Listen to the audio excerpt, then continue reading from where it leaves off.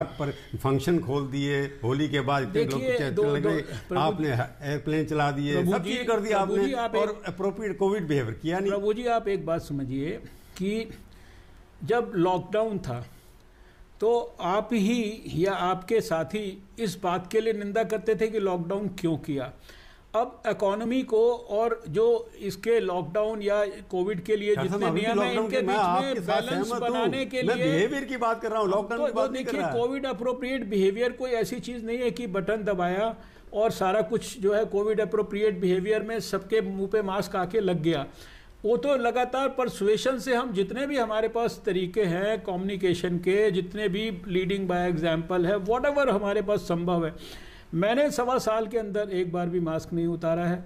और मैं तो आप सारे भाषण भी इसी के साथ दिए हैं और बराबर जो है मैं तो घर के अंदर भी मेजॉरिटी टाइम जो है मास्क को पहन के रखता हूं। इसीलिए बार बार हम देश के लोगों को कहते हैं भाई अब आपने अपने अड़ोस में, पड़ोस में, रिश्तेदारी में, दोस्ती में, साथ में, अस्पताल में डॉक्टरों ने सबने मिलकर ऐसे बहुत सारे अपने निकट संबंधियों को देख लिया जो बीमार भी हुए, जिनकी मृत्यु भी हुई। इन्फेक्ट होने लग गए पहली बार। देखिए नर्सिस और डॉक्टर्स तो बेचारे पहले हुए थे, अब दोबारा होने लग गए। दोबारा कोई अलग कोई कोविड थोड़ी है। वो तो जो डॉक्टर्स और नर्सिस तो हमारे सबसे ज्यादा फ्रंट लाइन वर्कर्स हैं, सबसे ज्यादा खतरा वल्नरेबल वही हैं और पहले दिन से वो सबसे ज्यादा उन्होंने रिस्क लिया। मैं समझता हूं कि उनको तो हम लोग जो है सारा देश उनको सलाम कर रहा है, दुनिया उनको सलाम कर रही है। ये बात मानेंगे स्टेट गवर्नमेंट और सेंट्रल गवर्नमेंट दोनों मिलकर के कोविड कंडक्ट जो है प्रोटोकॉल इन्फोर्स करने में कामयाब नहीं हुई है। सरकार पूरी तरह से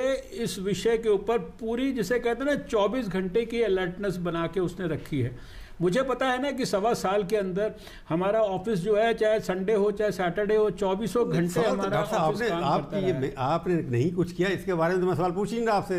इतनी मीटिंग करने के बाद, प्राइम मिनिस्टर की मॉनिटरिंग करने के बाद, 24 मीटिंगों के बाद भी अगर केसेस बढ़ते हैं, कहीं ना कहीं कमी तो किसी, आप जनता को ब्लेम कर रहे हैं। नहीं, मैं जनता को देखिए ब्लेम नहीं कर रहा, लेकिन कारणों का एनालिसिस तो करना पड़ेगा ना। ये तो अब समझना पड़ेगा ना कि अगर हमने सोसाइटी के अंदर हमने शादियां करनी शुरू कर दी, शादियों में बड़ी मात्रा में लोगों को बुलाना शुरू कर दिया, उसके अंदर कोविड अप्रोप्रिएट बिहेवियर को भूल गए, मास्क लगाना छोड़ दिया, अब ट्रेन में बसों में सफ़र कर रहे हैं लेकिन जो है कोई सोशल डिस्टेंसिंग हम फॉलो नहीं कर रहे हैं, हम जो है रैलीज कर रहे हैं। हम चुनाव का क्या बारे में क्या कहेंगे आप? चुनाव कराना क्या जरूरी था क्या? नहीं, देखिए चुनाव करना या कराना ये कोई डॉक्टर हर्षवर्धन का विषय नहीं है, ये इलेक्शन कमीशन का विषय है। इलेक्शन कमीशन का नहीं है, पॉलिटिकल पार्टी का है। नहीं, ये राजनीतिक पार्टी अगर चाहती कि इलेक्शन ना हो, इसके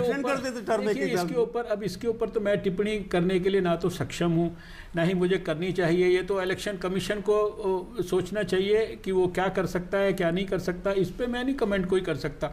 हाँ, ये मैं ज़रूर ऐसे स्वास्थ्य मंत्री बराबर कहता रहा हूं कि भाई आपको जो भी अपनी एक्टिविटीज़ करनी है उसमें कुछ भी करिए, लेकिन कोविड अप्रोप्रिएट बिहेवियर जो है इसको किसी कीमत पर मत कॉम्प्रोमाइज।